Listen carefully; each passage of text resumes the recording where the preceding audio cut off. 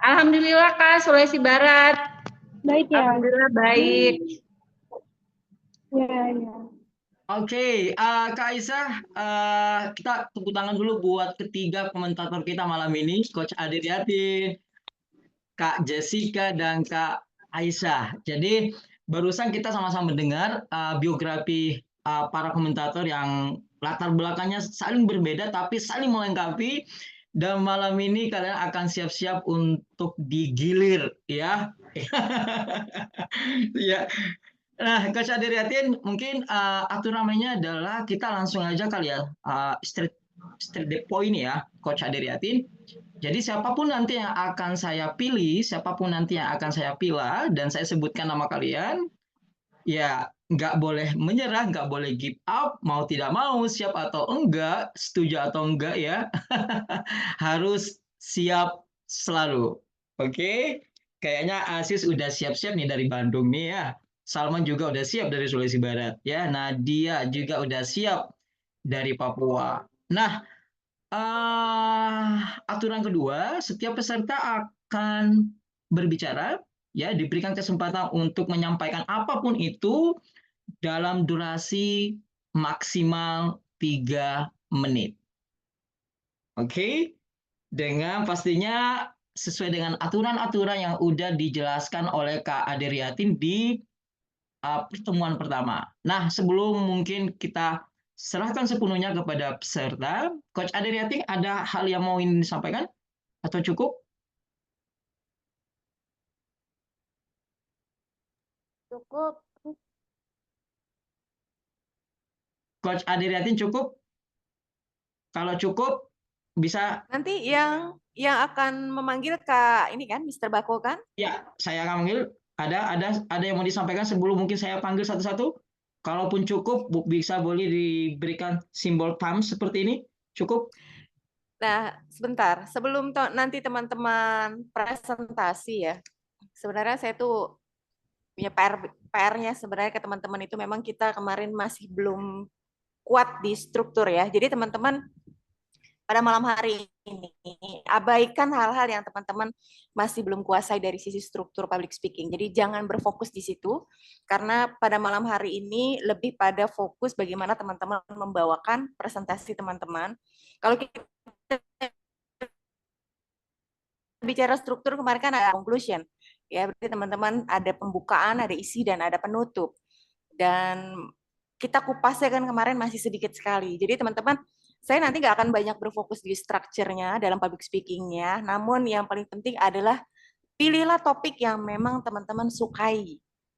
Pilihlah topik yang teman-teman memang kuasai. Tidak harus topik yang baru dan itu menjadi topik yang buat teman-teman kayaknya harus ekstra menghafal gitu ya, ekstra untuk gitu ya, urutannya nanti jadi lupa segalanya. Jadi jangan pilihlah hal-hal yang ringan. Misalkan teman-teman nanti topiknya tentang yang perempuan gitu ya, tentang bagaimana merawat kulit agar dia selalu sehat, merawat rambut. Yang cowok-cowok nanti misalkan suka tentang bicara traveling, suka bicara tentang kopi dan sebagainya.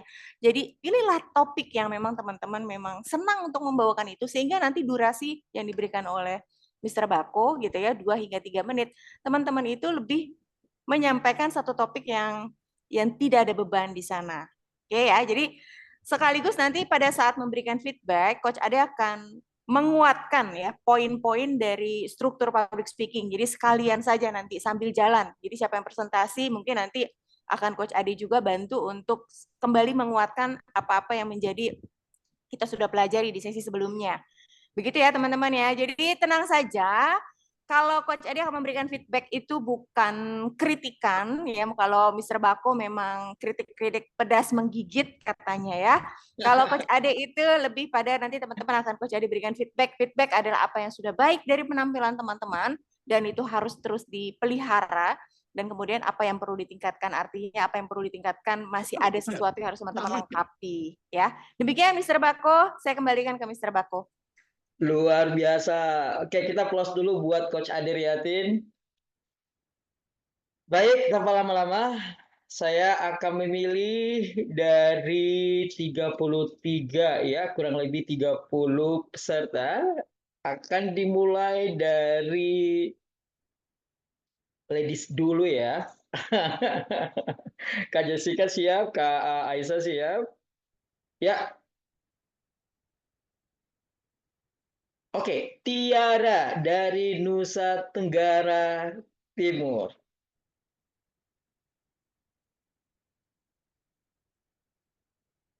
Tiara? Tiara? Mister izin Kenapa? kasih azan.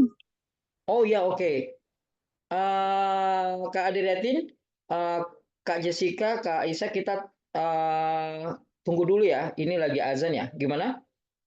Ya, oke, oke. Oke, tunggu bentar ya. Ya.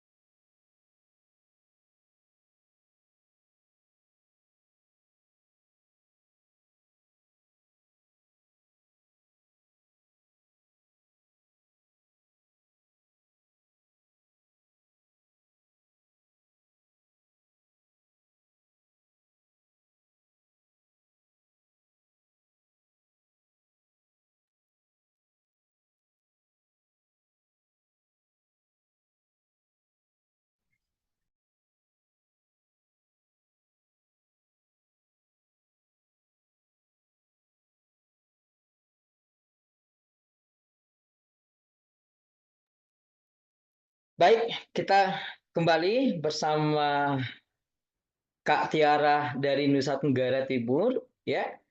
Kak Tiara udah siap? Insya Allah siap, Mister. Oke. Baik, kita akan hitung 3 menit dari saat Kak Tiara berbicara ya. Oke, kepada Kak Tiara dipersilakan. Bismillahirrahmanirrahim. Assalamualaikum warahmatullahi wabarakatuh. Waalaikumsalam warahmatullahi wabarakatuh. Perkenalkan, nama saya Tiara Eka Sakti. Saya adalah salah satu mahasiswa dari STAI Al-Qudwah Depok. Di sini sebelum saya menyampaikan materi, saya ingin mengucapkan terima kasih kepada Mr. Bako dan juga para dosen yang telah menyempatkan waktunya untuk belajar bersama kami pada malam hari ini. Di sini saya akan menyampaikan materi tentang manfaat minum air putih pada kesehatan tubuh kita. Nah, seperti yang kita ketahui, bahwa air putih memiliki banyak sekali manfaat. Tetapi di sini saya akan menyampaikan beberapa poin yang sudah saya siapkan. Poin yang pertama yaitu minum air putih dapat mencegah dehidrasi. Dehidrasi jika kita tidak menanganinya lebih awal, kita akan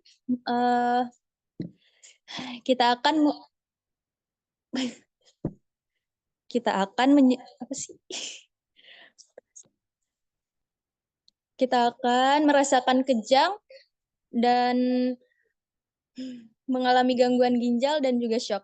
Kemudian, minum air putih dapat menurunkan berat badan. Jika kita minum air putih sebelum kita makan, kita akan merasakan efek kenyang terlebih dahulu, sehingga porsi makan kita jadi lebih sedikit. Selanjutnya, minum air putih dapat memelihara kesehatan kulit. Kulit akan terjaga kelembapannya dan senantiasa terdehidrasi jika asupan cairan kita tercukupi. Dan yang terakhir adalah mencegah batu ginjal. Air yang cukup dapat melancarkan proses pembuangan sisa metabolisme kita melalui urin dan mencegah terbentuknya kristal yang menyebabkan batu ginjal. Nah, kita dianjurkan untuk meminum air sekitar 8 gelas atau 2 liter air per hari untuk mencukupi asupan cairan pada tubuh kita. Nah, di sini tujuan saya menyampaikan materi ini adalah untuk mengajak teman-teman agar memperhatikan kesehatannya melalui hal-hal kecil seperti minum air. Mungkin sekian dari saya, kurang dan lebihnya mohon maaf. Terima kasih atas perhatiannya. Semoga bisa diambil yang baiknya. Terima kasih. Wassalamualaikum warahmatullahi wabarakatuh. Waalaikumsalam. Waalaikumsalam. Kita applause dulu buat Kak Tiara. Ya, nggak mudah loh ya. Kak Tiara nggak mudah loh ya. Jadi number one itu di awal itu nggak mudah loh ya. Karena campur banget. Perasaan itu campur. Ada groginya, ada takutnya, ada kakunya, dan sebagainya. Tapi by the way, Kak Tiara udah minum air putih belum? Sudah, ya? Mister? Udah ya, ya, jangan sampai loh ya, belum. Nah, baik Kak Tiara, siap-siap kita mendengarkan ya respon dari komentator kita. Mungkin karena Coach Ade akan selalu memberikan feedback ya, masukan ya di setiap pembicara hari ini. Maka mungkin saya akan mulai dulu dari Kak Jessica. Ya, kepada Kak Jessica Caroline Hani. Ya, seperti apa nih melihat penampilan Kak Tiara? Oke, Tiara, kamu dari mana, Nak? Asalnya? Sebelumnya. Gimana? Dari Gimana, mana asalnya? Asalnya dari NTT. Iya, dari NTT. Dari NTT, asli NTT berarti ya? Bukan. Oh, bukan asli NTT. Oh ya. Jadi pertama, Tiara, untuk penyampaiannya, untuk openingnya dulu, kita bahas openingnya dulu. Mungkin dari openingnya, mungkin agak sedikit grogi ya, takut ya, dari awal openingnya. Terus juga openingnya itu, ini formal atau enggak ya, sorry Mr. Baku. Mungkin kalau nggak formal, mungkin Tiara bisa lebih ceria lagi, buat orang kayak mendengarkan dari awal sampai akhir. Misalnya Tiara bisa pakai pantun, atau Tiara juga bisa pakai kata-kata yang tahu nggak sih gitu. Ternyata kalau minum air putih kurang itu bisa menyebabkan kejang loh. Terus kasih tahu dari awal nih, bagaimana dari minum air putih itu bisa buat kejang. Kan jauh banget itu sebenarnya dalam jangka efek yang panjang. Terus kalau dia misalnya ada suatu penyakit tertentu gitu, kan panjang prosesnya. Bukan nggak minum air putih langsung jadi kejang. Ya kan? Tadi juga aku agak kaget itu. Yang minum air putih bisa jadi kejang ya kan? Terus mungkin selanjutnya dari tadi banyak gitu ya. Ya mungkin tahulah karena mungkin dari awal pembukaan nggak mudah ya, sekali lagi nggak mudah jadi pembukaan, jadi mungkin groginya terasa banget gitu ya, mungkin deg-degan sama Azun tadi ya. Terus juga selain itu juga penutupnya juga tadi lebih dan kurangnya itu saya minta maaf, harusnya nggak usah kayak gitu, harusnya jika ada salah-salah kata saya minta maaf gitu aja formatnya, harusnya nggak usah yang lebih kan harusnya bagus dong, nggak perlu diminta maaf dong yang lebih, bener nggak, setuju nggak? Ya mungkin dari sisi itu sih pembukaan, terus isinya juga informasinya harus dari benar-benar, nggak boleh istilahnya mentah-mentah kita ambil dari Google terus kita langsung implementasikan gitu. Jadi kita harus tahu dulu nih seperti apa gitu. Kalau pembicaranya kalau seandainya pendengarnya ada yang expert di bidang itu kan pasti mereka bertanya nih kompetensinya dapat dari mana sumbernya dan lain-lain gitu. Jadi setiap apapun yang keluar dari mulut itu harus bisa kita pertanggungjawabkan. Bukan dari sisi public speaking-nya, tapi dari implementasi kita. Thank you, Wah, Mr. Bako. spekta banget ya. Spekta banget ya, Kak Jessica spektakuler. Ini jangan-jangan Kak Jessica udah minum air putih nih kayaknya ya. Ini Nah, lancar emang saya belum banget minum air ini. putih. Iya, ini kayaknya udah nggak dehidrasi untuk berbicara gitu loh ya. Oke, aduh, feedback yang sangat luar biasa loh ya. Masya Allah, Kak Jessica keren banget. Nah,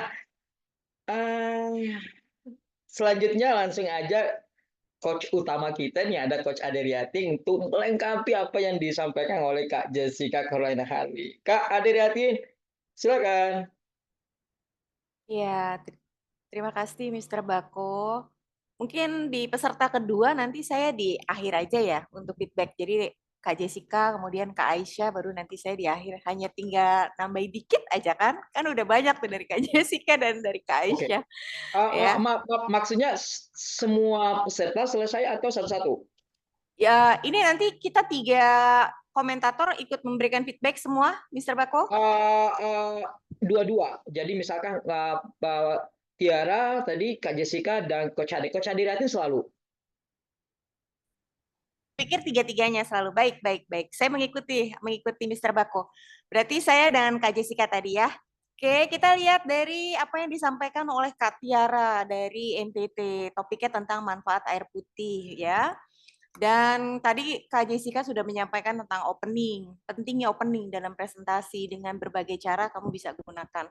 Nah, sebelum Coach Ade ingin menyampaikan apa yang perlu diperhatikan oleh Tiara, kita bahas dulu yang baik dulu. Karena sekali lagi ada sesuatu yang sudah baik dari penampilan teman-teman semua. Apa sih yang sudah baik dari penampilannya Kak Tiara gitu kan?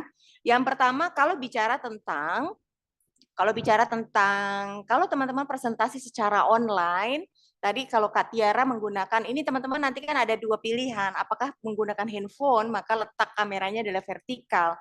Kalau misalkan teman-teman menggunakan laptop kan bisa jauh lebih, layarnya lebih penuh begitu ya.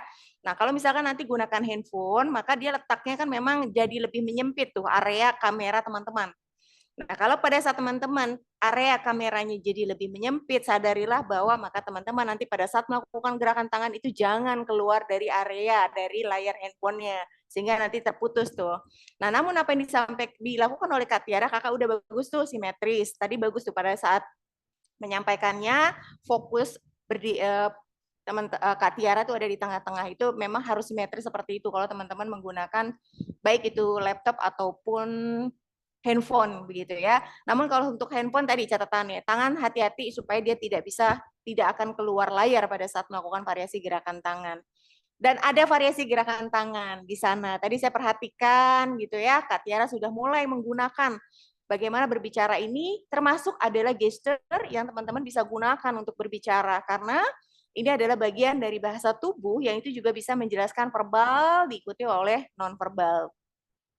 Kemudian apalagi yang menarik dari yang disampaikan oleh Kak Tiara. Kak Tiara tadi closing-nya ada ajakan. Salah satu teknik dalam penutupan presentasi selain juga bisa menggunakan kutipan, janji, pantun, dan sebagainya. Ajakan kalau judulnya adalah manfaat air putih, Kak Tiara mengajak kepada audiens untuk yuk bersama-sama berkomitmen untuk sehari itu minimal minum 2 liter. Bukan 2000 liter ya, ada yang pernah salah itu artis menyebutkan 2 liter 2000 liter, nggak taunya tuh pakai toren tuh ya 2000 liter. Jadi jangan sampai salah, 2 liter 2000 liter jauh banget gitu ya.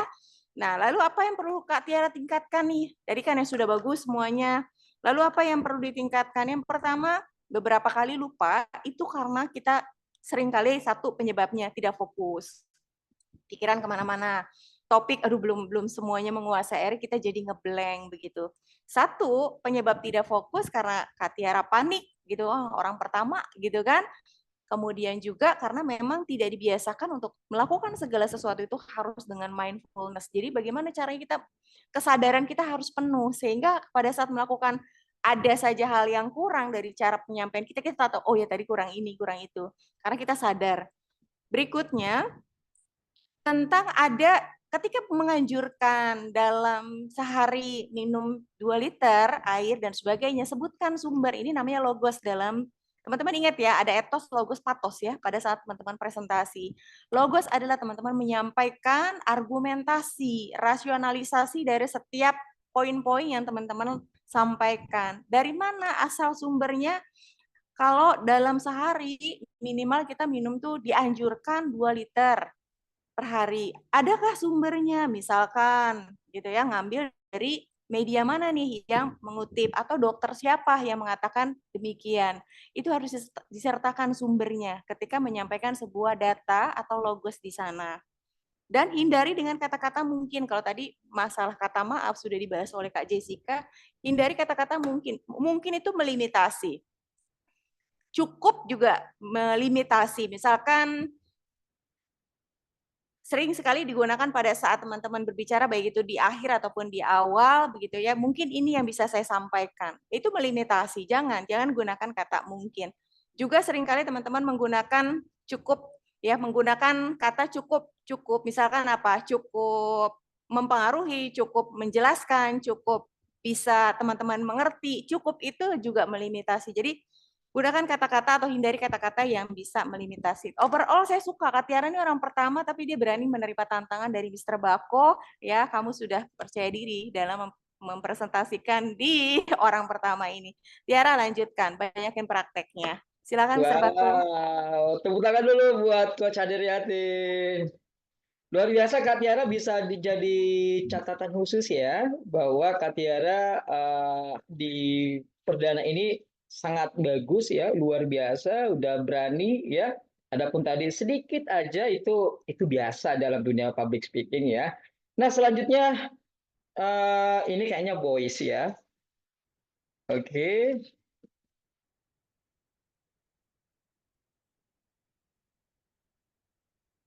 Muakhir.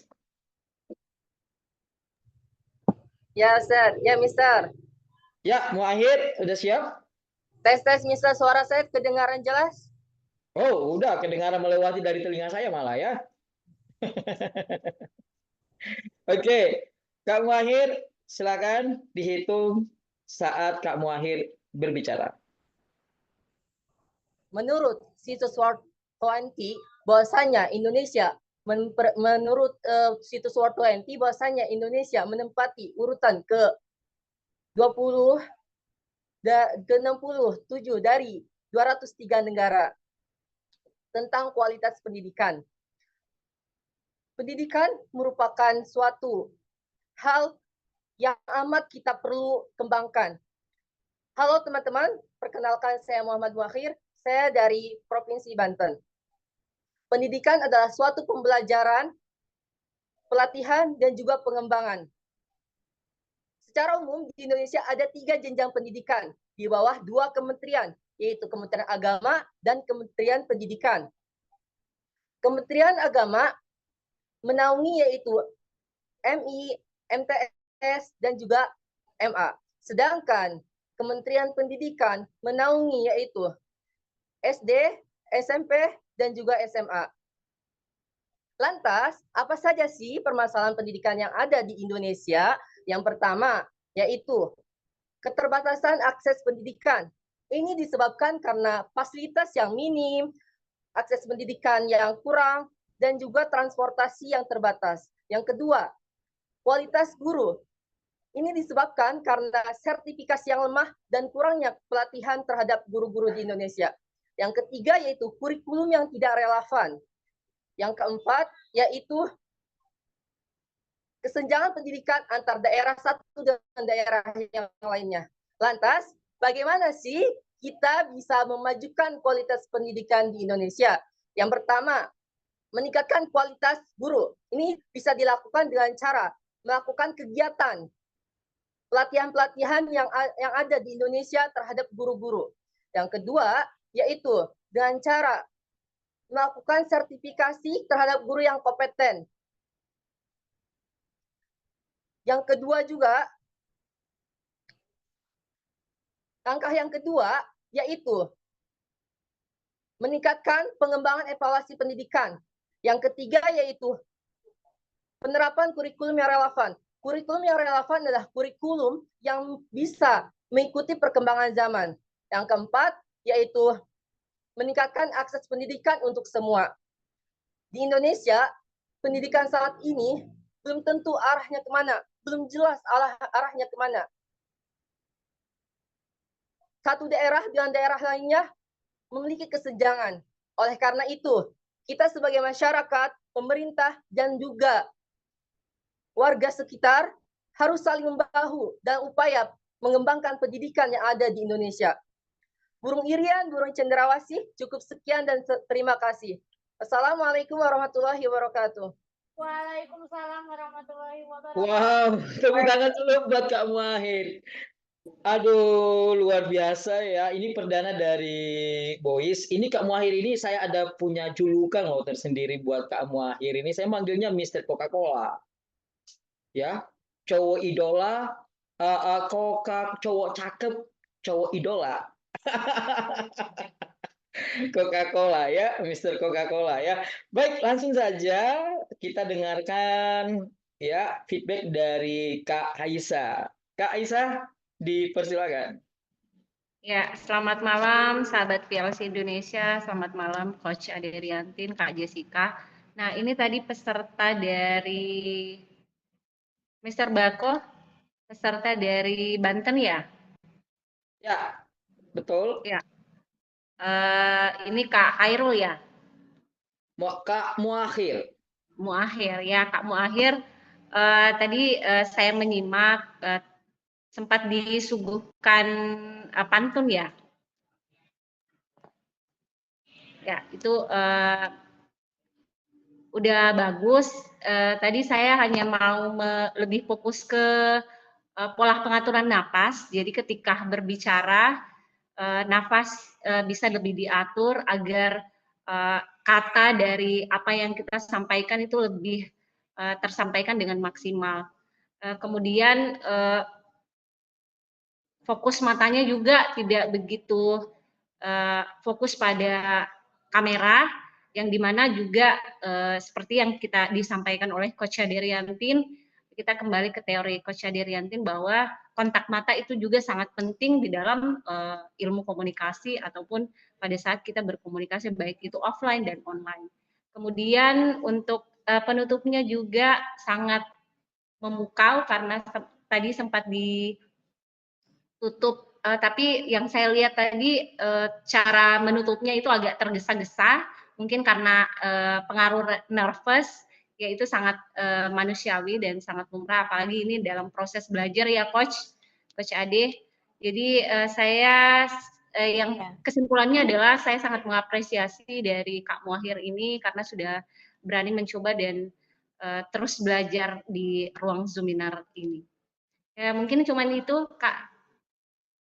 Luar biasa, tepuk tangan dulu buat Kak Aisyah. Kak Muahir, jangan ngos-ngosan ya, tarik nafas, jangan kelilipan matanya, nanti Kak Nadia salah tafsir lagi ya. Oke. Baik Kak Adriati, langsung aja nih di komentar ini penampilan Kak Muahir. Iya, terima kasih Mr. Bako, Kak Aisyah, luar biasa tadi feedback yang disampaikan oleh Kak Aisyah, karena Kak Aisyah kan memang background-nya adalah kesehatan. Jadi, jangan sampai selesai presentasi kamu dievakuasi ke UGD gitu ya, Kak. Nafasnya terlalu bersemangat, malah akhirnya pola pengaturan nafasnya ini, pernafasan kan masuk ya ke dalam, kalau teman-teman masih ingat materi kemarin, salah satu dalam tindakan, bagaimana teman-teman atur pernafasannya, karena kita bisa jadi bicara itu dalam durasi-durasi panjang gitu ya. Nah, kita lihat ya apa yang disampaikan oleh Muahir, apa yang, karena sebenarnya saya nggak mau terlalu bicara tentang strukturnya, karena memang teman-teman kalau dibingkai dengan struktur takut nanti berat gitu ya, tapi saya pikir nggak apa-apa. Teman-teman di sini banyak yang sudah gunakan struktur dengan baik. Contohnya kamu akhirnya opener itu dengan menggunakan data atau fakta, bodinya atau teknik menyusun isi presentasinya dengan pendekatan masalah solusi tadi saya perhatikan. Kemudian, nah ini nanti kita bicara tentang ada yang namanya logos dan patos. Apa itu logos dan patos?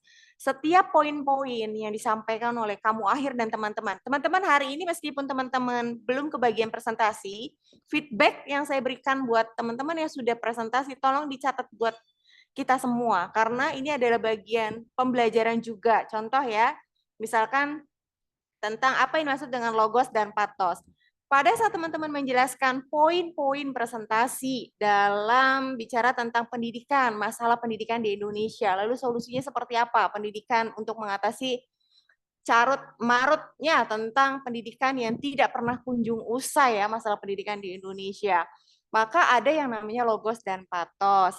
Logos, tadi ya sempat sedikit sudah saya jelaskan ke Kak Tiara. Logos adalah teman-teman menyajikan data. Logos itu adalah di mana teman-teman diakui secara kredibilitas, bukan kredibilitas, diakui bahwa teman-teman itu selalu menyampaikan argumentasi, ada bukti, ada sumbernya. Jadi meyakinkan. Nah, kamu akhir tadi bicara tentang kesenjangan pendidikan. Kesenjangan pendidikan yang terjadi di Indonesia akan jauh lebih meyakinkan ketika ini dinyatakan ini statement siapa. Misal, kalau teman-teman sempat nonton waktu rapat di mana Menteri Nadiem ya sempat senyum-senyum, itu kan dimarahin tuh oleh salah seorang anggota Dewan Perempuan. Saya lupa namanya itu, ibu itu luar biasa, top banget tuh, menyampaikan bahwa kamu jangan senyum-senyum aja nih Pak Menteri, gitu ya. Kesenjangan pendidikan terjadi di Indonesia. Beliau sempat mengatakan itu. Nah itu bagus ketika disampaikan untuk menguatkan materinya Muakhir. Anggota DPR, coba dicari siapa itu ibu siapa yang luar biasa itu. Ya, nah ini namanya logos. Kemudian patos. Patos adalah cerita yang mendukung poin yang terjadi di atas. Kalau dikatakan ada kesenjangan pendidikan di daerah mana, yang nanti pasti Muakhir cari tuh. Contohnya, misalkan anak-anak di daerah Indonesia bagian mana? Misalkan bagian timur. Untuk bersekolah mereka harus menempuh akses perjalanan sekian kilometer dan tidak ada misalkan kendaraan, harus jalan kaki dan sebagainya. Itu patos. Supaya materinya Muakhir jadi lebih realistis oleh audiensnya. Oh iya gitu. Nah, lalu teman-teman sekalian bicara tentang closing. Tadi Pak Muakhir bagus sudah menggunakan pantun. Pantun itu menarik ketika teman-teman lakukan di akhir. Bukan tidak boleh di awal, karena kalau di akhir itu kita suasananya sudah jauh lebih cair biasanya. Dan teman-teman nggak grogi. Kalau taruh pantun di awal, teman-teman grogi. Apresiasinya takutnya mereka belum masuk ya ke dalam area atau dimensi untuk sama-sama belajar. Ntar kamu pantun, yang lain lagi bingung. Ini ngapain ini mau akhir di awal udah pantun. Nah, khawatirnya seperti itu. Tapi kalau di akhir teman-teman pantun itu udah beban segala macam udah hilang. Nah itu menarik. Tapi akan jauh lebih menarik kalau Muakhir bikin pantun sendiri. Nah kemarin belum sempat tuh Coach Ade ngajarin bagaimana cara membuat pantun. Tapi kalau teman-teman udah biasa nggak gombalin anak orang, kayaknya nggak usah diajarin lagi, udah jago. Ya silahkan bikin pantun sesuai topik.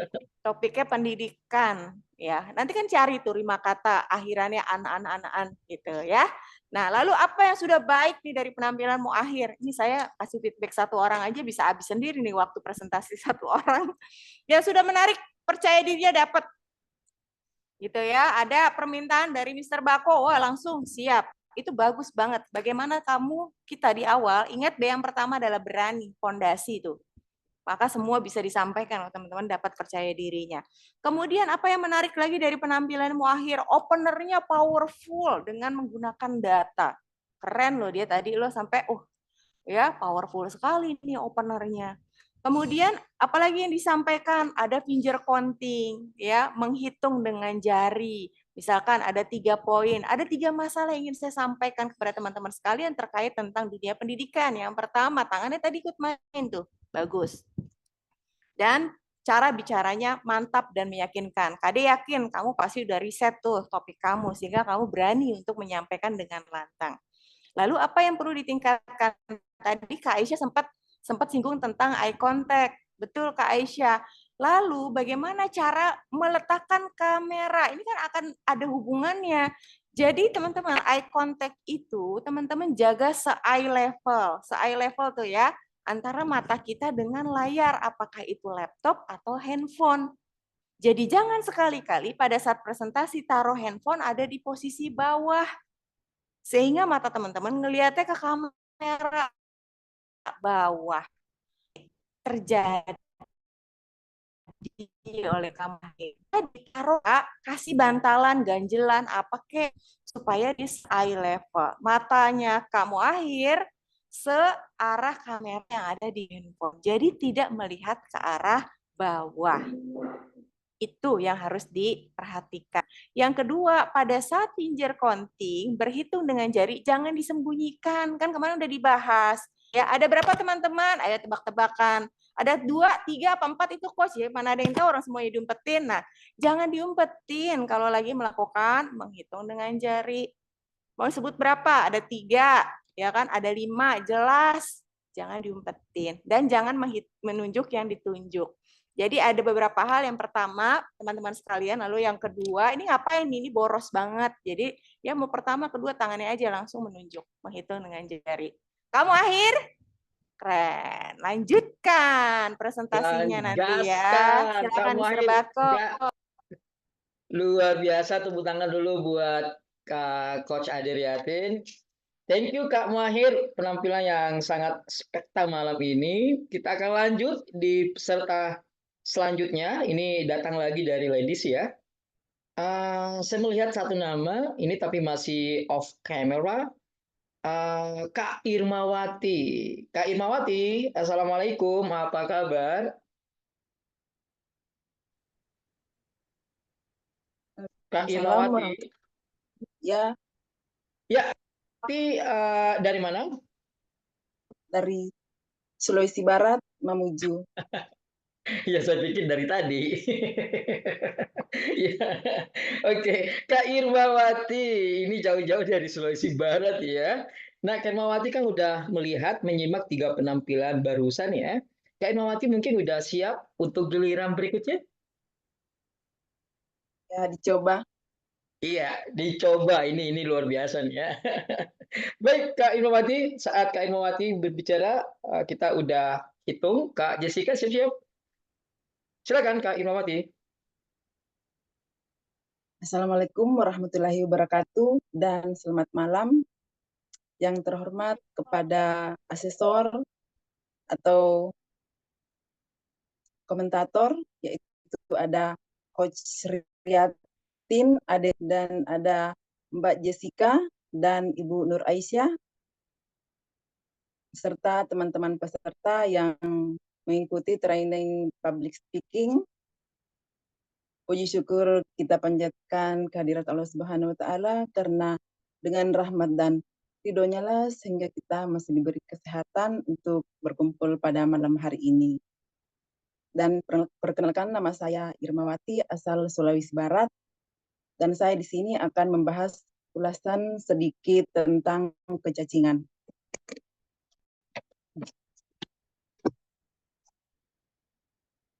Dan yang dimaksud dengan kecacingan adalah penyakit akibat infeksi yang hidup di dalam usus. Dan cacing yang tinggal dalam usus tersebut akan bertahan hidup dengan menyerap makanan yang masuk dalam usus. Adapun faktor penyebab cacingan tersebut yaitu faktor lingkungan yang kotor dan makanan yang kurang terjaga kebersihannya. Adapun gejala kecacingan tersebut yaitu diare, rasa mual dan muntah, dan nyeri perut. Terus, adapun pencegahannya sejak dini yaitu pemberian obat cacing pada usia 1 sampai 12 tahun diberikan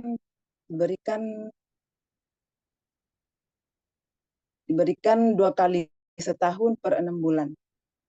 Terima kasih, demikianlah ulasan dari saya. Mohon maaf kalau ada salah kata. Assalamualaikum warahmatullahi wabarakatuh. Waalaikumsalam warahmatullahi wabarakatuh. Aplaus dulu buat Kak Irmawati. Kak Irmawati mau tetap on kamera, Kak Irmawati? Ya, terima kasih. Kak Irmawati, sebelum mungkin saya lanjut ke komentator Jessica. Gimana rasanya Kak Irmawati? Agak sedikit Oke. nervous. Agak sedikit nervous Kak Jessica ya. Oke, nggak apa-apa Kak. Iya. Ini wajar ya. Baik, kita langsung aja mendengarkan feedback dari Kak Jessica. Kak Jessica, time is yours. Oke, Kak Irmawati. Ini sebenarnya mirip ya ceritanya sama Kak Tiara ya. Jadi masih sedikit gugup juga, masih sedikit. Mungkin tadi ada lirik-lirik kanan kiri eye contact juga tadi sempat dibilang juga penting. Tapi tadi eye contact-nya aku beberapa kali lihat Kak Irmawati itu melihat ke arah kanan atau kiri gitu. Nah, terus kalau secara cara susunan bodinya tuh udah oke ya, udah ada definisi faktor risiko yang ditemui oleh masyarakat, udah ada pencegahan juga, dan juga udah ada solusinya. Bagaimana nih kalau orang tersebut udah kena cacingan gitu ya. Nah, tapi sayangnya tadi pencegahan.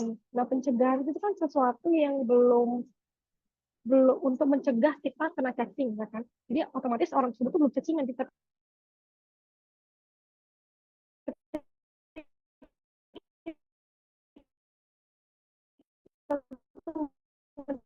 mencegah. Mungkin bisa dari sanitasi atau dari kebersihan gitu kan. Nah, nggak perlu dijelaskan secara Irma tuh bilangnya obat sekali lagi harus didapatkan lagi sumbernya dari mana gitu. Terus cari bahan juga dari sumber-sumber yang terpercaya juga. Terus gugup ya pasti, apalagi kalau misalnya kita belum hafal gitu ya. Tapi bagaimana cara kita itu untuk mengatasi kegugupan kita? Misalnya kita bisa improvisasi atau kita bisa mengatur situasi lebih ceria misalnya, atau kita ngajak sobat itu lebih untuk diskusi, open discussion. Kita kayak tanya, teman-teman udah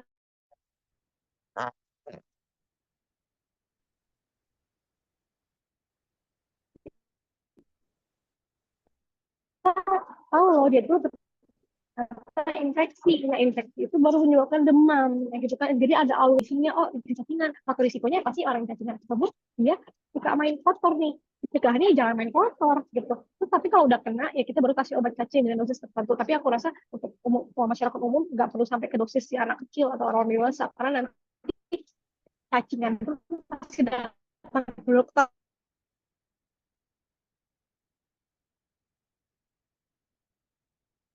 Ya, Kak Jessica.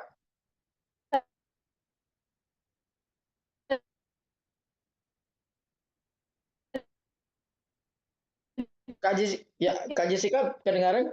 Ada masalah di sinyalnya Kak Jessica? Ya, halo? Ya, ini ya sudah, kita kembalikan lagi ke Mr. Bako. Oke, siap Kak Dan Jessica. Kak Ade nih. Kak Jessica dikit aja, mungkin jawabnya dikit aja. Kak Jessica selama berpetualangan dalam dunianya Kak Jessica pernah gugup juga nggak sih? Pasti pernah. Kalau gugup pasti pernah. Cuman kita gimana caranya kita itu mengatasi kegugupan kita. Jadi tuh kalau kayak misalnya kita itu berpikir, kita itu kayak jangan mengeluarkan, kalau dari aku ya jangan gitu, tapi lebih ke kita berpikir nih poin apa yang ingin kita keluarkan. Tapi bukan kita itu seakan-akan tuh lupa gitu. Seakan-akan tuh kita tuh tahu, kita tuh ngerti. Cuman kita itu lagi mencari, kita lagi mencari apa informasi apa yang kita akan keluarkan gitu. Siap Kak Jessica, thank you. Terasa berbeda. Tepuk tangan dulu buat Kak Jessica. Nah, Kak Adriati, time is yours. Ya, halo Bu Irma. Bu Irma masih ada di sana? Nanti saya masih? Oke, boleh bantu nyalakan kamera sebentar dulu ya. Saya panggil Bu Irma atau Kak Irma. Ntar saya panggil kakak, ternyata maunya dipanggil ibu. Oh, Kak Irma aja. Kak Irma ya, Kak Irma. Oke, Kak Irma. Ini menarik topik yang dibawakan. Ya, ini adalah temanya tentang kecacingan ya. Oke, mungkin kalau kita tuh lebih sering lebih sering mengucapkan dengan cacingan gitu ya. Tapi ini bagus nih ya, bahwa ini adalah sebuah fenomena yang biasanya dialami oleh ibu-ibu ketika dia punya anak, ada aja cacingannya. Misalkan kalau anak-anak itu masih kecil-kecil, itu problem saya dulu tuh saat jadi mamut ya, mama muda. Kalau sekarang udah lewat mamutnya. Nah, kita ambil topik-topik, makanya tadi saya bilang kalau teman-teman namanya presentasi di awal-awal seperti ini, ambil topik-topik yang dekat-dekat saja dengan kehidupan kita. Bisa jadi ini problemnya Kak Irma ataupun juga problem ibu-ibu di sekitar sana yang wah kayaknya menarik nih untuk diulas. Ya, ini satu tips dari saya bahwa jangan pusing untuk memilih topik apa yang akan dibawakan. Pilih saja yang dekat dengan keseharian kita sehari-hari. Nah, ini yang menarik. Kemudian cara membawakan, tenang, ini kan lagi belajar. Jadi kalau misalkan masih belum tahu apa dengan cara-cara gerakan tangan dan sebagainya, kemudian strukturnya seperti apa dan sebagainya. Yang paling penting tadi Kak Irma sudah mulai menjelaskan dengan ada poin-poin di sana. Gitu ya. Poinnya tentang cacingan, kemudian gejala-gejala seperti apa. Dan yang paling terakhir adalah bagaimana cara mengatasi dari penyakit ini. Lalu yang perlu teman-teman catat, bukan hanya Kak Irma, tapi semua teman-teman yang ada di sini. Saat teman-teman presentasi, teman-teman harus yakinkan dulu teman-teman mengetahui audiensnya siapa. Yang akan mendengarkan presentasi teman-teman siapa. Lah, Coach Ade kan ini kan yang minta Coach Ade, berarti audiensnya Coach Ade bukan. Jadi anggaplah, bayangkanlah teman-teman akan presentasi. Kalau bicara topiknya cacingan, kira-kira Kak Irma ini akan ngobrol atau akan presentasi di hadapan siapa sih kalau topiknya cacingan kira-kira? Kenapa topik ini kemudian dipilih? Kira-kira di mana Kak Irma? Siapa aja yang akan mendengarkan atau mau menyimak presentasi Kak Irma? Menurut Kak Irma. Boleh di-unmute mic-nya? Mute. Untuk ke masyarakat aja. Masyarakat, berarti siapa? Ibu-ibu kah? Ibu-ibu kayak ibu-ibu arisan, ibu-ibu yang suka ngumpul di acara-acara RT, RW, posyandu, begitu ya? Seperti itu ya kira-kiranya ya? Berarti ke ibu-ibu kan, bukan ke anak muda atau bukan, katakanlah penentuan audiens ini sangat berpengaruh terhadap cara menyampaikan. Kalau audiensnya adalah ibu-ibu, maka kata ganti yang digunakan juga kan disesuaikan. Kayak tadi nih, saya kebetulan tadi ada pelatihan, makanya saya minta Mr. Bako, Mister tolong geser waktunya, jangan 6:30, saya takutnya nanti belum sampai rumah. Tadi ada salah seorang jurnalis, saya juga habis dari pelatihan kasih feedback juga, dia presentasi jurnalis dari detik.com di wilayah Makassar. Saya tanya, Kak, dia sampaikan Bapak, Ibu, dan sebagainya, memanggil sapaan untuk audiensnya. Saya tanya dulu, audiensnya siapa? Penulis, bagaimana membangkitkan minat menulis, bagaimana menulis yang efektif untuk para penulis pemula. Saya katakan dulu, saya tanya kepada, namanya Kak Edward. Kak Edward, ini siapa yang jadi audiensnya? Oh, ini anak muda, Coach. Oh, anak muda. Maka akan lebih tepat dengan menggunakan kata Bapak Ibu atau kata teman-teman, kata saya gitu kan.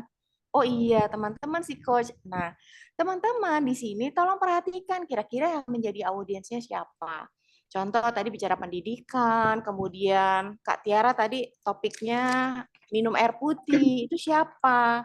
Kalau sudah jelas, maka cara membawakannya tentu sangat berbeda. Coba dicobain kalau misalkan menurut teman-teman sama aja kok, no, beda banget. Hari ini teman-teman ngomongnya di kelas, besok ngomong di masyarakat, itu bahasanya sudah sangat total berbeda. Itu ya, untuk semua teman-teman nih, bukan hanya Kak Irma. Kalau lagi menulis skrip presentasi, harus tahu betul audiensnya siapa. Nah, lalu apa yang perlu ditingkatkan oleh Kak Irma tadi ya, selain menentukan siapa yang menjadi audiens? Kupas tuntas tentang cacingan ini secara jauh lebih deep ya, lebih mendalam.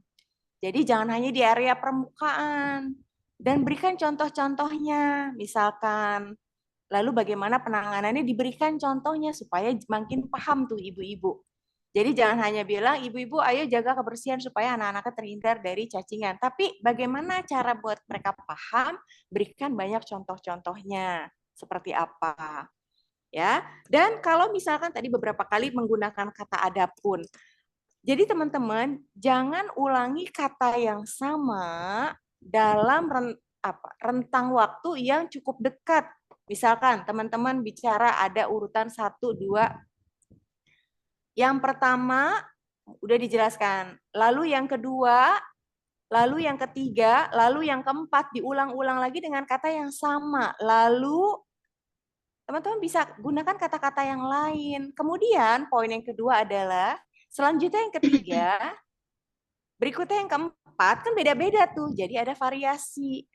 Nah, kata ada pun udah sekali digunakan oleh Kak Irma, yang berikutnya di poin berikutnya cari kata ganti lain selain ada pun. Selanjutnya, setelah ini saya akan menjelaskan tentang gejalanya. Jadi tidak itu terus. Ya, itu sih buat Kak Irma, semangat. Terus belajar untuk bisa memberikan penyuluhan atau edukasi buat masyarakat yang ada di sekitar. Semakin lengkap belajar public speaking-nya, maka pesan yang akan disampaikan Kak Irma akan jauh lebih bisa kena sasaran, dipahami oleh masyarakat di sekeliling kita. Ya, demikian Kak Irma, saya kembalikan ke Mr. Bako. Luar biasa, Coach Adriatin masukannya sangat bermanfaat buat kita semua, khususnya buat Kak Irmawati ya. Nah, kita bergeser lagi di Boys. Ini saya udah melihat satu peserta, ini dari Bandung, atas nama Aziz. Ya, Kak Aziz sudah siap?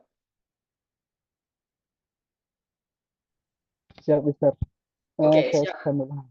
Oke, Kak Aziz, langsung. Oke. Bismillahirrahmanirrahim.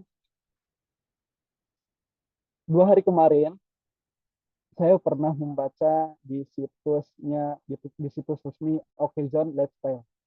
Di situ dijelaskan bahwa teman-teman, ternyata survei untuk orang Indonesia tentang kebahagiaan itu bisa dikatakan 90,4% itu orang Indonesia menyebutkan bahwa kebahagiaan itu muncul ketika mereka mendapatkan rumah yang bagus, mewah, besar pastinya. Kemudian ada 83% menurut orang Indonesia bahwa kesuksesan mendapatkan finansial, kemudian sukses dalam segi bisnisnya mungkin. Nah, itu adalah salah satu faktor kebahagiaan mereka. Itu 83%-nya. Kemudian 66%-nya itu mereka menganggap bahwa kebahagiaan itu muncul dari keberhasilan atau nilai bagus dari sebuah prestasi yang mereka dapatkan di sekolah maupun di kantor. Nah, itu saya ambil dari sumbernya itu dari The Happiness Project di bulan Februari 2022. Nah, ini mungkin sangat real gitu faktanya. Oke. Assalamualaikum warahmatullahi wabarakatuh. Selamat malam, sehat semua. Perkenalkan, nama saya Aziz Huzaifa. Di awal saya paparkan fakta tentang kebahagiaan. Kenapa? Karena saya percaya bahwa semua orang ingin mendapatkan kebahagiaan. Benar atau tidak? Mau tidak mau, terima atau tidak, pasti teman-teman semua pasti akan menerima fakta ini. Karena apa? Semua kita pasti ingin mendapatkan kebahagiaan. Nah, makanya dengan itu, mari kita akan tuntas bagaimana, atau kita jelaskan tuntas bagaimana menurut KBBI menjelaskan tentang kebahagiaan itu. Gitu. Kemudian, terus bagaimana kita mendapatkan kebahagiaan itu? Dan apa definisi bahagia menurut teman-teman? Oke. Nah, ada satu ilustrasi. Ada seorang yang dia itu sudah lama sekali terdampar di tengah lautan. Kemudian tak lama dia melihat sebuah pulau. Dia sangat bahagia, dia sangat, pokoknya riang gembira pokoknya. Karena mendapatkan dirinya itu melihat sebuah pulau. Nah, ternyata tanpa dia ketahui, di pulau sana itu ada orang yang melihat dia bawa sampan, bukan kapal ya. Ini sampan kayak sisa-sisa kayu gitu. Wah, akhirnya aku bisa pulang pulau ini, aku bisa bebas, aku bisa kembali ke negara asalku. Kemudian, menurut teman-teman, apa pelajaran yang bisa kita ambil dari situasi tadi? Jadi, menurut saya, ini menurut saya ya, belum menurut teman-teman. Definisi bahagia itu menurut saya simple tapi elegan menurut saya. Bahagia itu ketika seseorang mendapatkan sesuatu yang dia miliki. Sesuatu yang dia inginkan. Bener nggak tuh?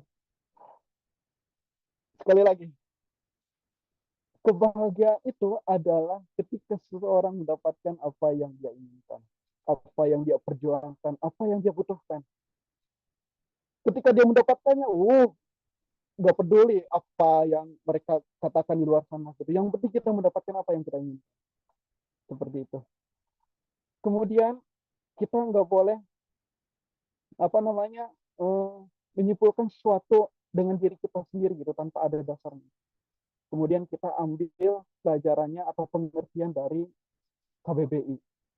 Menurut KBBI, Kamus Besar Bahasa Indonesia, apa itu bahagia? Nah, bahagia menurut KBBI adalah keadaan atau perasaan yang didapatkan atau merasa senang gitu ketika kita terbebas dari suatu hal yang sulit. Gitu. Nah, makanya saya yakin bahwa kebahagiaan itu hanya bisa didapatkan oleh satu hal. Secara global ya. Secara global cuma didapatkan oleh satu hal ini. Apa itu? Yaitu kita sudah merasa cukup apa yang sudah kita dapatkan saat ini. Itulah kebahagiaan kita. Dan itulah cara kita bisa mendapatkan kebahagiaan itu. Dan dalam kata cukup ini dalam bahasa Arab atau dalam Islam gitu, artinya itu syukur. Makanya di dalam Al-Quran itu, mohon maaf, dijelaskan bahwa ketika seorang hamba itu bersyukur, maka Allah akan memberikan balasan atau hal-hal yang menggembirakan dari hal yang sebelumnya itu. Meskipun ada pengorbanan, meskipun ada kekecewaan sebelum itu, meskipun ada sebuah perjuangan sebelum itu. Nah, makanya mari kita bersyukur, mari kita dapatkan kebahagiaan kita, karena kita ingin semuanya mendapatkan apa yang kita bahagia, apa yang kita inginkan, maka bersyukurlah cukup apa yang kalian dapatkan menjadi sebuah kebahagiaan bagi kita semua. Oke, ke tempat syukur. Hari Ahad ke tukang syukur. Di jalan ketemu si dia. Ketika kita sudah bersyukur, maka pasti kamu akan bahagia. Oke, itu saja dari kami. Syukuran. Assalamualaikum. See you coming next time. Bye. Luar biasa nih. Aduh, tunggu dulu nih. Saya jadi penasaran pemirsa yang satu ini ya. Ini Coach Ade, Kak Jessica. Kok saya jadi kebayang ya mendengarkan beliau berbicara. Kok saya ada seolah-olah saya ada di ruangnya Ari Ginanjar ya. Ini tinggal dimasukin aja back sound ini udah jadi motivator kan ya. Iya, menarik tuh yang disampaikan oleh Kak Aziz ya. Dia udah punya core value. Dia udah punya core value yang saya sebut itu ya. Udah punya nilai nih ya. Luar biasa nih peserta yang satu nih. Nah, namun Kak Jessica, sebelum saya todong pertanyaan kebahagiaan itu menurut Kak Jessica seperti apa?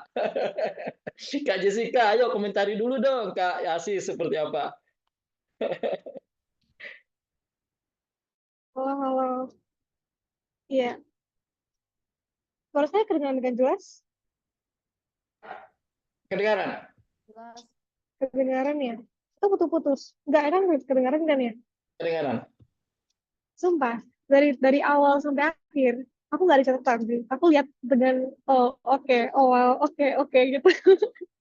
Karena mungkin kita jadinya tuh nggak, tadi tuh kakak itu membawa aku, seakan-akan tuh dia nggak ada nilai. Seakan-akan tuh ya udah enjoy aja. This is me, this is myself gitu. I just present myself to all of you. If you like it or didn't like it, I don't care. I want to just telling the story that express myself gitu loh. Kayak aku pikirnya kayak ya udah gitu, just like a flow gitu loh. Kayak ya udah, aku di sini nggak berkompetisi, aku juga mau sharing. Aku cuma mau teman-teman tuh dengar aku mau curcol ya, makanya curcol ya sekarang ya. Lagi curcol Kak? Lagi curcol nggak kakaknya? Iya. Belum ke-unmute kakaknya. Iya, kayak aku lihatnya tuh lagi curhat aja dari awal, kata pertama yang dikeluarkan sampai kata terakhir, pantun selesai, itu kayak kakaknya tuh berusaha untuk attract kita aja sih sebagai peserta untuk ngelihat terus-terusan gitu. Jadi aku juga lihatnya kayak oke gitu. Dan aku sempat screenshot berkali-kali sih. Mohon maaf. Oke, terima kasih. Sampai Kak Jessica speechless enggak? Iya, aku screenshot. Kalau mau fotonya nanti boleh ya. Luar, iya jadi Oke, thank you. Kak Aziz ini luar biasa ya, punya C yang pertama yang saya sebut itu ya, karisma ya, luar biasa. Ya, mungkin dikit Kak Aisyah dikit aja Kak Aisyah, mungkin ada yang mau disampaikan buat Kak Aziz? Ya, Kak Asis dari Bandung ya. Ya, saya saya hanya akan memberikan apresiasi sangat tinggi karena tadi Coach Adiriantin sempat mengatakan bahwa model paling utama untuk menghalau segala nervous dan kegagalan saat berbicara itu adalah PD. Nah, Kak Asis ini udah mumpuni PD-nya, udah dapat PD-nya. Sukses terus buat Kak Asis dari Bandung. Waduh, luar biasa. Jadi rasa percayanya udah mumpuni ya Kak Aziz ya. Terima kasih Coach Ade. Nah, kita sama-sama dengarkan dari Coach Adiriatin. Time is yours, Coach Ade. Terima kasih Mr. Bako. Kak Aziz, wah, dua komentator sudah yes nih. Jadi saya bingung nih, mau yes atau no ya. Kalau kata Anang sih yes ya. Ya kita lihat dari bagaimana tadi Kak Aziz membawakan satu topik yang menarik, yaitu tentang kebahagiaan. Ya, betul yang dikatakan oleh Kak Jessica, cara membawakan itu seperti storytelling. Karena memang dalam public speaking itu kita bukan menjelaskan, tetapi kita menceritakan. Sehingga orang tanpa sadar merasa bahwa dia sedang dapat sesuatu yang baru. Tapi karena cara membawakannya seperti storytelling gitu ya, nah ini akan lebih menyentuh dari emosi audiens. Nah, mungkin yang ingin beberapa kalau kita bicara sedikit struktur ya, karena memang sudah strukturnya tadi sudah oke, banyak dari openernya dengan menggunakan fakta atau data yang disampaikan oleh Kak Aziz begitu ya. Kemudian juga tadi ada perkenalan. Dan cara menyampaikan selalu saya ingatkan sertakan logos dan pathos. Ternyata itu digunakan oleh Kak Aziz. Menurut KBBI, apa sih definisi dari kebahagiaan? Dia gunakan itu. Jadi kita tidak cukup hanya dengan menjelaskan bahagia menurut saya. Harus ada sumbernya. Misalkan bahagia menurut siapa nih? KBBI kah? Psikolog kah? Gitu kan? Atau orang-orang yang memang banyak berkecimpung dalam dunia mental ya atau bicara tentang psikologi atau behavior seseorang begitu ya. Nah, harus ada selalu. Jadi supaya jauh lebih kuat atau kalaupun pada akhirnya kemudian kita memberikan pandangan begitu ya, it's okay nggak apa-apa, tapi harus ada dulu sumber atau referensi kita menurut siapa. Dan tadi itu sudah dilakukan oleh Kak Aziz. Nah, hanya nanti tinggal ditambah, Kak, tentang kebahagiaan. Tadi Kakak sempat mengatakan bahwa bahagia itu sebenarnya sederhana. Bagaimana kita merasa cukup dari apa yang Allah berikan, apa yang Tuhan berikan kepada kita. Bahagia itu adalah ketika kita bisa memaknai apa yang kita punya dan tidak menuntut pada apa yang belum kita dapatkan, begitu ya konsep bahagia ya. Nah, ini Kakak bisa terapkan dengan memberikan contoh dalam dunia yang realitas yang ada di tengah masyarakat kita. Nah, teman-teman kalau sering lihat konten-konten atau mungkin saat scroll IG, itu bisa tuh jadikan ambillah contoh-contoh di sana yang bisa digunakan sebagai pathos. Misal ya, kalau teman-teman suka ada social eksperimen, kan sering deh ya social eksperimen. Ternyata dia sebenarnya ada orang susah gitu loh. Mungkin lebih susah dari kita yang nonton. Tetapi kenapa pada akhirnya dia mendahulukan untuk bisa membantu orang dengan keterbatasan dia. Misalkan ada social eksperimen, ada orang yang bilang dia belum makan atau duitnya hanya tinggal berapa gitu. Tapi ada juga yang memang benar-benar misalkan pemulung ataupun misalkan tukang parkir atau apa yang uangnya juga atau tukang ojek atau apa ya, Gojek online yang uangnya mungkin terbatas tapi dia minta ada orang GoFood Tapi dia punya uangnya terbatas, tapi tetap diberikan. Walaupun dia akhirnya mungkin ya harus mengeluarkan ekstra. Kasih contoh itu Kak Aziz.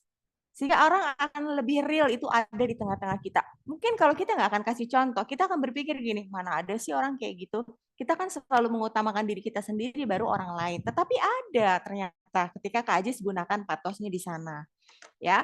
Lalu apa yang sudah menarik dari cara penyampaian Kak Aziz? Yang pertama adalah pada saat ya ini banyak komentator yang sudah terpikat di awal ya karena memang powerful cara membawakan dengan gayanya Kak Aziz tadi begitu ya. Variasi gerakan tangan sudah dilakukan.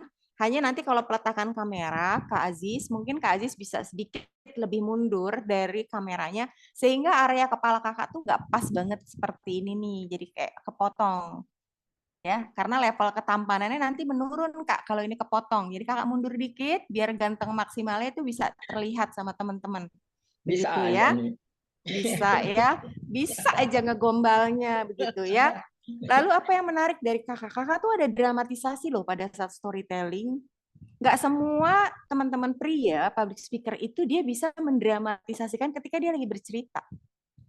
Saya lupa tadi cerita yang Kakak sampaikan, tapi saya lihat bagaimana ekspresi Kakak ketika misalkan bicara tentang emosi yang ada yang dibangun dalam cerita itu. Bisa misalkan sedih, bisa bingung, bisa kecewa, bisa senang, bisa memaknai syukur, itu kelihatan di muka kakak. Nah itu yang ditangkap oleh teman-teman. Makanya kenapa tadi Kak Jessica mengatakan begitu. Udah langsung terpesona. Kenapa? Karena kakak sampaikan lewat micro expression atau facial expression. Itu terpampang nyata di wajah yang kakak tadi sampaikan. Lalu ada intonasi juga yang di sana. Nah, yang perlu mungkin ditingkatkan adalah kakak. Kalau kakak ingin menyampaikan sebuah cerita, kakak ingin menyampaikan sebuah ilustrasi, saya ingatkan kembali, tidak perlu ada framing. Tidak perlu ada framing dengan mengatakan, teman-teman sekalian, ada sebuah ilustrasi yang ingin saya sampaikan. Itu namanya framing. Tidak perlu. Langsung masuk ke ceritanya kah, langsung masuk ke logosnya kah, dan sebagainya. Dan di akhir, pada saat kakak penutup, jangan lupa mengulang kembali poin pentingnya. Jadi kakak tadi kupas kebahagiaan itu apa saja, poin-poinnya kakak ulangi, baru kemudian kakak sampaikan closingnya tadi keren banget dengan menggunakan pantun. Demikian ya Kak Aziz, udah bagus banget. Ya ini calon-calon pelanjut Ari Ginanjar ya, Mr. Bako. Satu kata buat Kak Aziz, Yahud ya, luar biasa. Ini asal jangan cowok drama aja ya. Oke, baik, sebelum lanjut Kak Sanila saya mau nanya. Kak Sanila, ini jari apa sih Kak Sanila? Jari manis. Salah, ini cuma jari. Soalnya manisnya udah ada sama Aziz. Oke, bisa juga kan ya Coach Ade ya? Lanjutkan. Oke, baik. Nah, kita lanjut di peserta berikutnya, Kak Naura. Kak Naura atau Naura apalah ya. Kak Naura, dari mana Kak Naura? Ya, Mister. Nah, dari mana? Saya dari Makassar, Mister. Oh, dari Makassar. Oke. Kak Naura udah sering ikut VLC atau baru? Ini kali pertamanya, Mister. Saya ikut kegiatan PLC ini, Mister. Oke, siap. Gimana? Udah siap belum? Iya, insya Allah sudah siap, Mister. Oke, lanjutkan Kak Naura, time is yours. Baik, namun sebelumnya saya minta maaf, Mister. Saya belum sempat menyiapkan materi untuk pertemuan kali ini, tapi saya akan mencoba menyampaikan kegiatan-kegiatan apa saja yang saya lakukan setelah lulus dari bangku perkuliahan. Siap. Baik, perkenalkan nama saya Naura Fakiratul Uzma Desaratun. Asal saya dari Makassar, Sulawesi Selatan. Saya adalah sarjana fresh graduate dengan gelar sarjana hukum dari Universitas Islam Negeri Alauddin Makassar.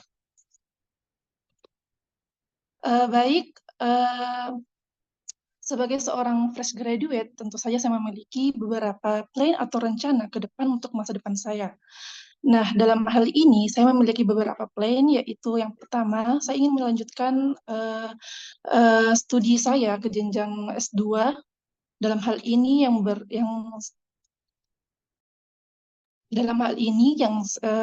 sesuai dengan keilmuan saya, yaitu sebagai sarjana hukum. Namun setelah melihat formasi yang diadakan oleh seleksi CPNS tahun ini, yang dimana diadakan secara besar-besaran dengan banyaknya formasi yang katanya akan dikeluarkan, saya akhirnya tertarik mengikuti seleksi.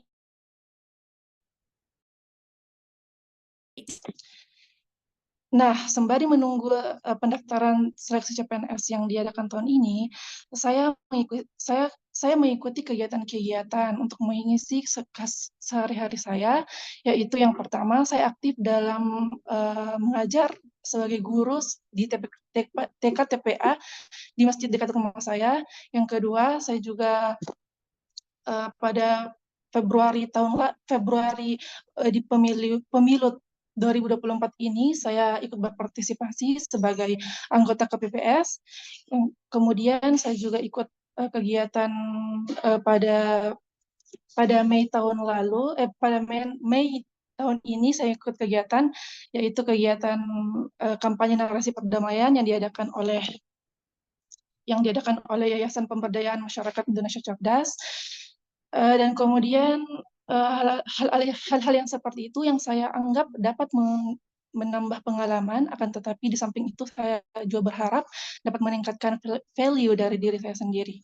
Mungkin hanya itu yang sempat saya sampaikan, lebih dan kurangnya saya mohon maaf. Demikian, Assalamualaikum warahmatullahi wabarakatuh. Waalaikumsalam warahmatullahi wabarakatuh. Aplaus dulu buat Kak Naura. Luar biasa Kak Naura ya.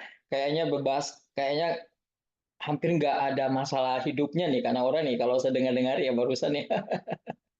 Oke, Kak Naura, kita lanjut aja Kak Naura, kita dengarkan sama-sama feedback dari Kak Aisyah. Silakan Kak Aisyah. Ya, Naura. Ya, Naura ini Kak Master Bako, Coach Aderiantin, Kak Jessica ini adalah salah satu adik-adik dari organisasi yang kita geluti di Makassar. Jadi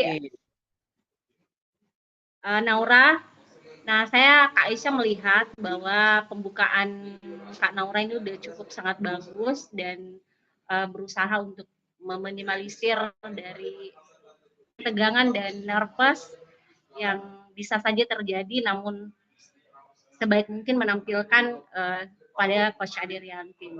Nah, saya melihat isinya juga sudah cukup baik, nanti juga diulas oleh Coach Aderiantin sebagai pakar public speaking kita pada malam hari ini. Nah, saya melihat masih banyak hal yang mencoba untuk diingat, yang ingin disampaikan coba untuk diingat-ingat. Saya melihat dari kontak mata yang tidak fokus kepada kamera, sedikit agak melihat ke atas, entah apa yang dilihat Coach. Ya, itu mungkin itu sangat dimaklumi karena mungkin ini masih awal, apalagi Kak Naura tadi yang disampaikan sama Mr. Bako masih baru kali pertama bergabung di VLC Indonesia dalam kelas public speaking. Terus penutupnya juga tadi saya lihat agak cukup singkat karena langsung ditutup dengan mohon maaf bila ada salah kata. Sebenarnya sekali lagi saya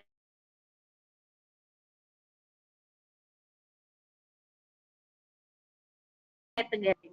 Kalau saya kan introduction-nya isinya juga masih nanti akan dibahas oleh Coach Aderiantin, dan penutupnya juga masih sangat singkat. Dan hal yang baik yang bisa saya dapatkan dari Kak Naura ini, Kak Naura sudah menunjukkan kemampuannya dan insya Allah mudah-mudahan bisa mengambil hal baik pada malam hari ini.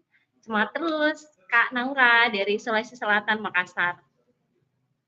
Luar biasa, applause dulu dong buat Kak Naura yang perdana hadir di acara kita, luar biasa ya. Mantap. Nah, kita langsung aja dengerin dari Coach Adiriati. Time is yours. Ya, terima kasih Mr. Bako. Halo Kak Naura. Berarti Kak Naura sesi 1 belum bergabung ya kemarin? Ini baru bergabung di sesi 2 atau sesi 1 kemarin sempat bergabung? Bergabung Coach, sempat bergabung. Sempat bergabung ya, berarti dapatlah apa yang sempat sudah Coach Adi sampaikan ya. Nah, kalau tadi Kak Naura mengatakan bahwa nggak bikin materinya, tapi saya ingin menyampaikan mungkin introduction dalam, atau biografi lah, mini biografi dari kehidupannya Kak Naura, begitu ya. Teman-teman, kalau teman-teman berbicara tanpa persiapan tuh namanya impromptu. Jadi ada 4 speed, atau Coach Adi ulangi, ada 4 teknik delivery dalam menyampaikan presentasi. Yang pertama adalah impromptu. Impromptu itu adalah teman-teman nggak punya waktu, tidak ada persiapan, tidak ada persiapan baik topik, materi, begitu ya. Kemudian juga tidak diketahui ini siapa yang akan menjadi audiens, kemudian tidak mengetahui juga kira-kira akan menggunakan platform apa dalam bicara, apakah online, offline, dan sebagainya. Jadi impromptu itu betul-betul teman-teman ditodong lah gitu ya untuk ngomong, misalkan seperti itu. Anggaplah Naura nih karena tadi juga nggak siap gitu ya untuk presentasi, akhirnya ditodong sama Mr. Bako. Nah, apa yang dilakukan oleh Naura dengan impromptu, maka ya sudahlah, ngomong aja tentang siapa saya begitu ya. Kalau dalam public speaking itu introduction yourself, bagaimana teman-teman menjelaskan tentang siapa diri teman-teman, itu teman-teman harus rancang tuh. Jadi kalau nanti ada kesempatan itu untuk menjelaskan, yuk silahkan di sesi entah mungkin kapan gitu ya, Mr. Bako akan minta misalkan Kak Iqbal, silahkan perkenalkan diri Kak Iqbal. Maka teman-teman harus sudah siap. Bagaimana caranya? Mulai dari sekarang, teman-teman buat biografi tentang diri kita sendiri untuk disampaikan pada saat nanti momen-momen. Ada saat teman-teman tuh punya kesempatan memperkenalkan diri untuk, ada istilahnya kalau dalam public speaking itu namanya elevator pitch. Elevator pitch itu adalah dalam durasi pendek, teman-teman menjelaskan siapa diri teman-teman, kemudian apa yang membedakan antara teman-teman dengan orang lain. Core value kalau Mr. Bako tadi katakan. Dan kemudian call to action di akhirnya, apa sih yang teman-teman nanti bisa selipkan begitu ya kepada orang tersebut yang meminta teman-teman untuk memperkenalkan diri. Misalkan di kata akhirnya, teman-teman berharap bisa VLC mengundang teman-teman untuk melakukan kolaborasi. Mungkin kalau hari ini sebagai peserta, next bisa menjadi salah satu narasumber dari VLC, itu namanya elevator pitch. Dan kita kembali ke impromptu teman-teman sekalian. Jadi kalau teman-teman diminta untuk bicara secara mendadak, maka yang paling mudah adalah ceritakan tentang diri teman-teman. Dale Carnegie mengatakan dalam bukunya Sukses Berkomunikasi, dia katakan bahwa hidup yang mengajarkan, ya. Jadi ketika kita menceritakan tentang apa yang diajarkan hidup oleh kita, maka kita tidak akan pernah gagal untuk bisa menyentuh hati audiens kita. Jadi apa yang diajarkan dalam kehidupan terhadap Naura dan Naura ceritakan lagi kepada kita, itu nggak akan pernah gagal. Bagaimana kita belajar dari seorang Naura itu mahasiswa Fakultas Hukum ya, berarti ya. Hukum itu belajar pasti akan banyak sekali hafalan-hafalan hukum-hukum, pidana, perdata, apalagi itu. Kemarin ada anak hukum privat public speaking juga sama saya, dia bicara tentang tenaga kerjaan dan segala macam hukum-hukum yang ada di Indonesia begitu ya. Itu nggak gampang mempelajari sampai akhirnya pada hafal tuh pasal per pasal biasanya anak-anak hukum. Dan apa yang Naura sampaikan itu membuat kita jadi berpikir, oh anak muda seperti Naura saja dia punya apa, kalau dalam bahasanya Kak Aziz tuh kayak ilgiroh ya, semangat gitu loh untuk belajar. Nah, jadi teman-teman, apa yang sudah menarik dari Kak Naura? Kak Naura berani untuk menceritakan. Ada orang yang nggak pede, aduh apalah kehidupan saya, kayaknya receh banget deh Kak. Kenapa harus bicara seperti itu? Selalu ada sesuatu yang baik dari sisi kehidupan kita yang bisa orang lain ambil. Gitu ya, jadi ada percaya diri, kemudian keberanian untuk menangkap bola itu dari Mr. Bako. Nah, lalu tapi ada nih yang harus kita lihat ya Kak Naura, apa yang bisa ditingkatkan oleh Kak Naura? Bicara mulai lebih diatur speednya, jangan terlalu cepat. Sehingga kalau cepat-cepat nih, jangan-jangan orang visual ya. Orang visual kalau ngomong kan cepet-cepet kayak Coach Ade. Kalau misalkan Kak Naura, apalagi impromptu, dilakukan cepat-cepat, wah bisa buyar tuh kemana-mana. Jadi bicaranya bukan juga dilambat-lambatkan, tapi jangan terlalu cepat. Kenapa? Kalau impromptu cepat-cepat, ini bakalan merusak semua apa yang tadi makanya Kak Aisyah mengatakan. Berarti Bu dosennya ya, Ibu Aisyah ya berarti. Ibu Aisyah mengatakan gitu ya, itu tadi banyak yang masih mikir dan sebagainya karena ngomongnya itu cepat-cepat, coba lebih dikurangi speednya sehingga lebih tertata lagi. Nah, ya demikian Kak Naura, kamu keren ya. Saya suka buat teman-teman yang berani untuk menceritakan apa yang menjadi pengalaman berharga dalam hidupnya dan itu bisa sangat bermanfaat diambil oleh kita semua sebagai pembelajaran hidup juga. Ya, Mr. Bagus, saya kembalikan. Luar biasa, eksselensi buat Coach Adiriatin dan Kak Naura. Aduh, kita lanjut ya. Oke, kembali ke Boys. Ini udah ada Iqbal Budi Prastio dari Riau. Ya, Kak Iqbal udah siap? Mr. Bako, ini Kak Iqbal tuh sampai bilang, Coach Ade, saya udah nggak sabar Coach Ade. Dari kapan tahu dia tuh sampai kirim DM tuh ya. Oke ya nih, silakan waktu dan layar semua punya.